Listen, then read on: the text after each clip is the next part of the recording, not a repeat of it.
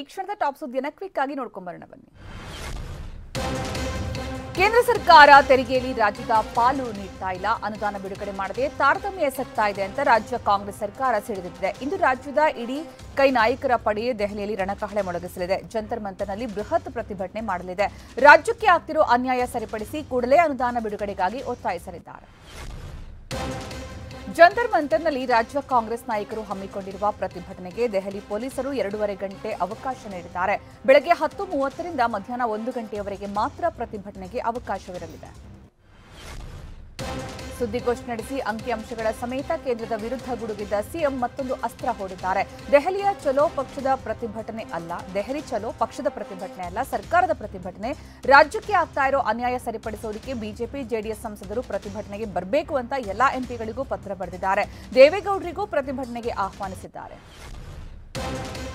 ಕೇಂದ್ರದಲ್ಲಿರೋದು ಜನರ ಹಣ, ಅವರೇನು ಪುಕ್ಸಟೆ ಕೊಡಬೇಕಿಲ್ಲ ಅಂತ ಸಚಿವ ರಾಮಲಿಂಗಾರೆಡ್ಡಿ ವಾಗ್ದಾಳಿ ನಡೆಸಿದ್ದಾರೆ. ನಿಮ್ಮ ಉಬ್ಬಿದ ರಕ್ತನಾಳಗಳ ಸಮಸ್ಯೆಗೆ ಎವಿಸ್ ಆಸ್ಪತ್ರೆಯಲ್ಲಿ ಕೇವಲ 30 ನಿಮಿಷದ ಲೇಸರ್ ಚಿಕಿತ್ಸೆಯೊಂದಿಗೆ ಮುಕ್ತಿ ಹೊಂದಬಹುದು. ಹೆಚ್ಚಿನ ವಿವರಗಳಿಗಾಗಿ ಸಂಪರ್ಕಿಸಿ 8088837300. ದೆಹಲಿಗೆ ತೆರಳೋ ಮುನ್ನ ಕೆಂಪೇಗೌಡ ಏರ್ಪೋರ್ಟ್ನಲ್ಲಿ ಮಾತನಾಡಿದ ಅವರು, ಇಲ್ಲಿಂದ ಎಷ್ಟೇ ಕೂಗಿದ್ರೂ ಮೋದಿ ಅಮಿತ್ ಶಾಗೆ ಕೇಳಿಸ್ತಾ ಇಲ್ಲ, ನಿರ್ಮಲಾ ಸೀತಾರಾಮನ್ಗೆ ಕಿವಿ ಕೇಳಿಸ್ತಾ ಇಲ್ಲ, ಕಣ್ಣು ಕಾಣಿಸ್ತಿಲ್ಲ. ರಾಜ್ಯದ 123 ತಾಲೂಕುಗಳು ಬರಪೀಡಿತ ಎಂದು ಘೋಷಣೆಯಾಗಿದೆ. ಬಿಜೆಪಿಯವರಿಗೆ ಮಾನ ಮರ್ಯಾದೆ, ಕಾಂಗ್ರೆಸ್ಗೆ ಕೆಟ್ಟ ಹೆಸರು ಬರಲಿ ಅಂತ ಬಿಜೆಪಿಗರು ಬಯಸ್ತಾ ಇದ್ದಾರೆ ಅಂತ ಆಕ್ರೋಶ ಹೊರಹಾಕಿದರು. ಬಿಜೆಪಿಯವರಿಗೆ ಏನ್ ಹಕ್ಕಿದೆ ಅಂತ ಪ್ರತಿಭಟನೆ ವಿರೋಧಿಸಿದ್ದಾರೆ ಅಂತ ಶ್ರೀರಂಗಪಟ್ಟಣದಲ್ಲಿ ಸಚಿವ ಚಲುವರಾಯಸ್ವಾಮಿ ವಾಗ್ದಾಳಿ ನಡೆಸಿದ್ದಾರೆ. ಬಿಜೆಪಿಯವರ ಒಪ್ಪಿಗೆ ಪಡೆದು ನಾವು ನಮ್ಮ ಹಕ್ಕನ್ನು ಕೇಳಬೇಕಾ? ಜನ ಹೇಳಿದ್ದನ್ನು ನಾವು ಕೇಳಬೇಕು. ಬಿಜೆಪಿ ಜೆಡಿಎಸ್ ಹೇಳಿದ್ದನ್ನಲ್ಲ. ರಾಜ್ಯಕ್ಕೆ ಆರ್ಥಿಕ ಸಹಕಾರ ನೀಡ್ತಿಲ್ಲ ಎಂದು ಹೋರಾಟ ಮಾಡ್ತಾ ಇದ್ದೀವಿ. ಬಿಜೆಪಿ ಬಿಡುಗಡೆ ಮಾಡಿರುವ ದಾಖಲೆ 100ಕ್ಕೆ 100ರಷ್ಟು ಸುಳ್ಳು. ಶ್ವೇತಪತ್ರ ಹೊರಡಿಸಬೇಕು ಎಂದು ನಮಗೆ ಹೇಳೋದಕ್ಕೆ ಅವರು ಯಾರು ಅಂತ ಚಲುವರಾಯಸ್ವಾಮಿ ಕಿಡಿಕಾರಿದ್ದಾರೆ. ಕೇಂದ್ರದ ವಿರುದ್ಧ ಅನುದಾನ ತಾರತಮ್ಯ ಆರೋಪ ಮಾಡಿರೋ ರಾಜ್ಯ ಕಾಂಗ್ರೆಸ್ ನಾಯಕರು ದೆಹಲಿಯ ಜಂತರ್ ಮಂತರ್ನಲ್ಲಿ ರಣಕಹಳೆ ಮೊಳಗಿಸಲಿದ್ದಾರೆ.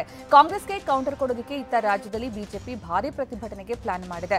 ವಿಧಾನಸೌಧ ಬಳಿ ವಿಪಕ್ಷ ನಾಯಕ ಆರ್ ಅಶೋಕ್, ರಾಜ್ಯಾಧ್ಯಕ್ಷ ವಿಜೇಂದ್ರ ಸೇರಿ ಹಲವು ನಾಯಕರು ಪ್ರತಿಭಟನೆ ನಡೆಸಲಿದ್ದಾರೆ.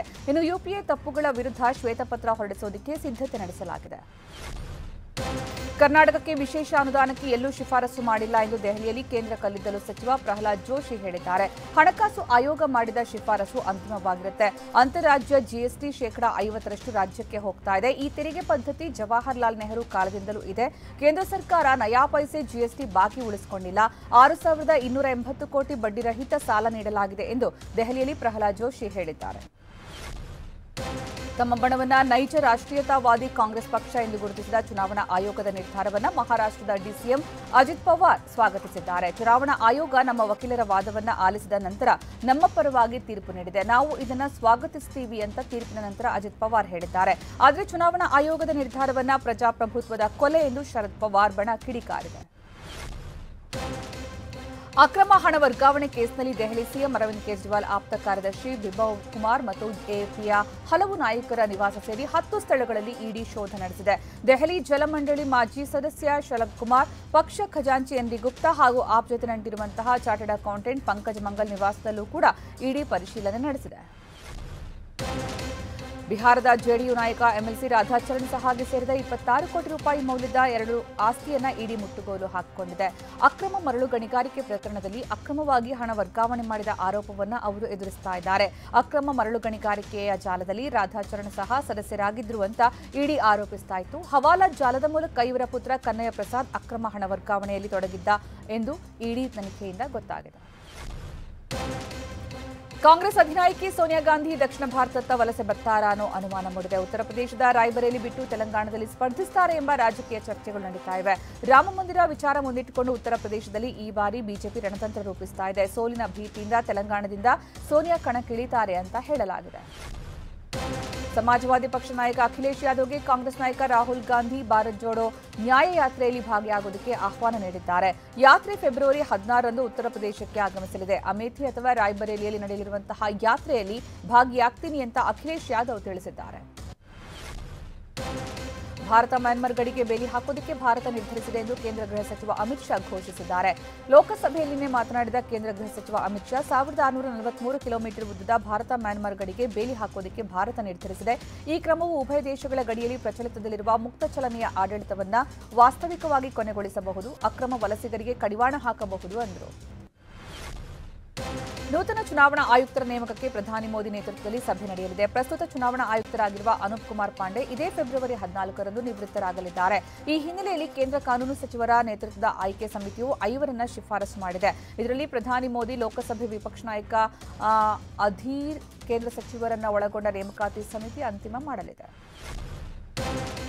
ಪಂಜಾಬ್ನ ಮೊಗಾ ಗ್ರಾಮದಲ್ಲಿ ಹಸುವೊಂದು 24 ಗಂಟೆಗಳಲ್ಲಿ 74 ಲೀಟರ್ ಹಾಲು ಕೊಟ್ಟು ದಾಖಲೆ ನಿರ್ಮಿಸಿದೆ.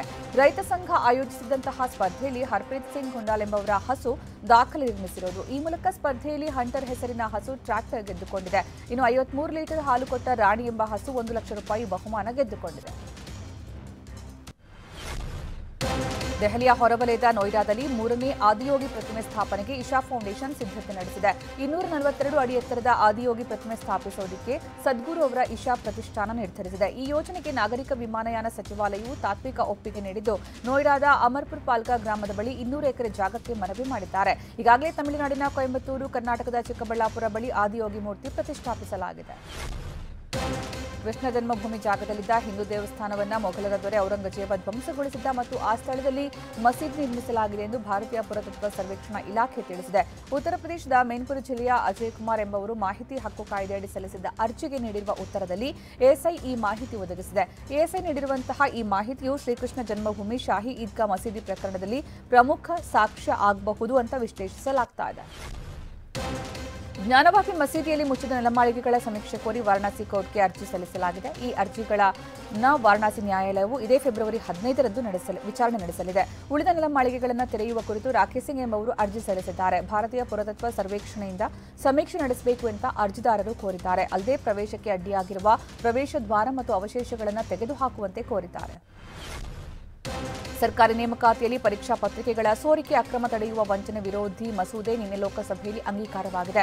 ಈ ಮಸೂದೆಯನ್ನು ರಾಜ್ಯಸಭೆಯಲ್ಲಿ ಮಂಡಿಸೋದಕ್ಕೆ ಸಿದ್ಧತೆ ನಡೆದಿದೆ. ಈ ಮಸೂದೆಯಲ್ಲಿ ಅಧಿಕಾರಿಗಳೊಂದಿಗೆ ಶಾಮೀಲಾಗಿ ಪರೀಕ್ಷೆಯ ಪತ್ರಿಕೆಗಳನ್ನು ಸೋರಿಕೆ ಮಾಡುವವರು ಅಥವಾ ಉತ್ತರ ಪತ್ರಿಕೆಗಳನ್ನು ತಿರುಚುವವರಿಗೆ 10 ವರ್ಷಗಳವರೆಗೆ ಜೈಲು ಶಿಕ್ಷೆ ಮತ್ತು 1 ಕೋಟಿ ರೂಪಾಯಿ ದಂಡ ವಿಧಿಸೋದಕ್ಕೆ ಅವಕಾಶ ನೀಡಿದೆ.